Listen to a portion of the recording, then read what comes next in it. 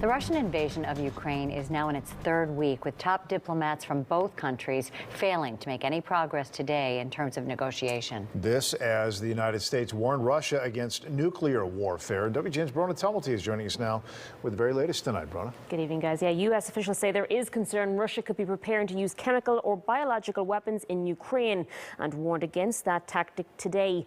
Meanwhile, the two-week war has already left thousands dead and forced millions to abandon their homes. Families on the run Thursday north of Kyiv, fleeing their homes during a brief ceasefire. That was Russian army in our village. They shooting, our army shooting. It was a very bad place for living or just staying there. New satellite imagery from outside the Ukrainian capital shows a 40-mile Russian convoy has broken up and been redeployed, fanning out into towns and forests, with artillery pieces moving into firing positions.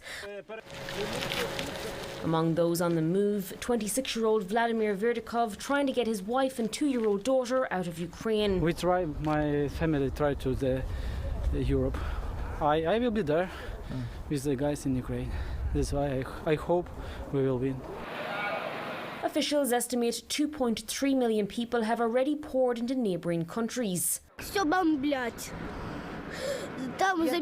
including this little girl who told cameras she had to leave most of her toys behind.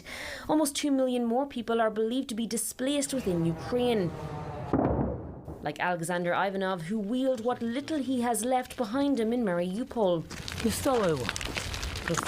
telling journalists his home is gone. Absolutely, there should be an investigation, and we should all be watching. And I have no question the eyes of the world are on this war and what Russia has done in terms of this aggression and these atrocities. I have no doubt.